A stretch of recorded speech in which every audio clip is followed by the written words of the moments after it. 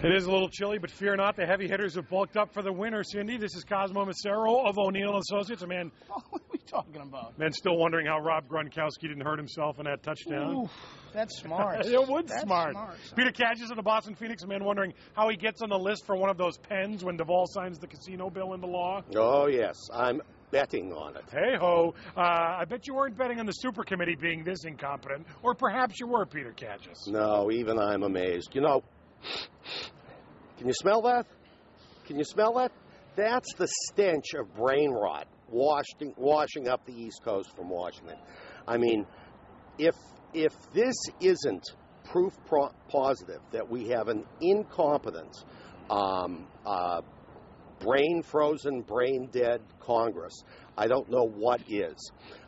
There is a victor here. It is Norquist, the king of no new taxes. He is Grover Norquist. He is the undisputed winner of this. And a disgrace of this proportions, I just can't imagine. When they called it a super committee, that was our first take that something bad was should have called it super freaks. Super bad. Super failure is going to be the new epic fail phrase. Is this more comedy or tragedy, Cosmo? It would be funny if it wasn't so tragic. It's comedy without the relief because there's no relief from the deficit. Looking for a silver lining here, maybe in the search for bipartisan cooperation, you have to go through a tremendous bipartisan epic failure, which is what this is. We knew that there's one significant, unmovable issue that has to be addressed, the deficit. They put the best minds in Washington together, and they can't come to a resolution. Now there's a consequence or an outcome that should at least address it in some way, and they're arguing over that, saying, oh, hold on, the automatic cuts, we can't let those go into effect. No way. It's one of the biggest failures in domestic policy in many years. And, of course, after a super fail by a super committee, we get super finger-pointing. The president coming to New Hampshire to tell us this is the Republicans' fault. The Republicans have been telling us this is the Democrats' fault. And we're right back where we started, basically. It's the culture of Washington. It's everyone's fault, and there's plenty of blame to go around. And I really do call it a tremendous bipartisan failure. Hopefully something emerges from the ashes that we can... We're looking for a leader to step forward. Is that leader Newt Gingrich, Peter Kadges? He's now leading in many Republican polls. You got the big GOP debate tonight. Gingrich is going to be in the crosshairs, as they say. If you had one question to ask him, what would you go with? Who's flip-flopped more, you or Mitt Romney? I mean, that would be my question. Listen, Mitt's now in front. So was Herman Cain once. So was Perry once.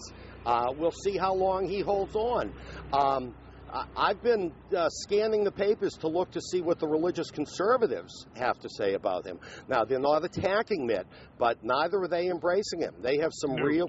I'm sorry, Newt. Freudian slip. Yeah, so they have some real questions with his divorce, his family life. I wouldn't be surprised if Mitt does okay take a breath. No, I meant Mitt. If Mitt does well... I think he got tackled like Gronkowski. If Mitt does well in Iowa, I think the anti-Mitt forces will coalesce around Newt. But you ask tragedy or comedy? Newt's ascension is comedy. I'm often fond of saying Newt's one of the smartest guys, maybe the smartest guy on stage in those debates. I guess I'd ask him, though, are you too smart for your own good? He's got that wonky element to him. He's got some likability issues. I think Newt can be a likable guy. I think he'll do well in this campaign, but I think there's a lot of people in America that look at him and I don't know if I can get behind him as my presidential candidate. Well, didn't we just see ultimate arrogance on the super committee down there? Isn't Newt ultimate arrogance from the 90s? I mean, isn't he emblematic of that culture that's down there? I think he represents a lot of the bad in Washington, some of the good in terms of trying to find unique and creative solutions. But he's of the culture of Washington. That's a big reminder to people. And you know what? We're looking for something different, especially in light of the super committee failure. All right, quickly, let's talk about the building behind us where the governor is getting ready to sign something today, but it's the lieutenant governor that I think we need to talk about. They had a big joint press conference, semi-press conference on Friday, where the governor actually tapped out Tim Murray and said, let me take over and I'll try and calm this, which he has not done. Tim Murray thinking about running for governor, obviously, in a couple of years. Is this Chelsea Housing Authority scandal and his association with it going to be the death knell of Tim Murray for governor? I don't know if it's a death knell. It certainly is potentially very harmful. The optics, I don't like that word, but I just use it, aren't real good. I got to tell you, I'm ashamed to say I haven't called my mother 80 times in the last seven months. No one knows except the two of them what the content of those conversations were. Tim Murray talking to McLaughlin 80 times over 7 months. But you can only wonder, and you can only wonder why. Geez, of all the people you have to deal with in that position, you're calling this guy that many times. What does that mean?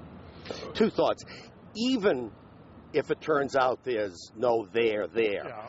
This is one of those sort of scandals that just hangs in the wind, where just when everyone thinks they've forgotten it, someone will say, well, what about that Chelsea guy? Yeah. The only good thing about this is that it's so far ahead of when the governor's race will be. But it's mighty strange, even by Beacon Hill standards. Peter makes a good point. I think maybe, not definitely, but maybe the more we know about what exactly this relationship is, maybe the better for Tim Murray. Maybe not. But I think right now there's that cloud hanging, and it's going to hang for a while. Well, how about a question for him, which is that you thought the Chelsea Housing Authority director was making $160,000. Does that seem appropriate to you, considering these new super committee members of the Gaming Commission are only going to be making about $100,000?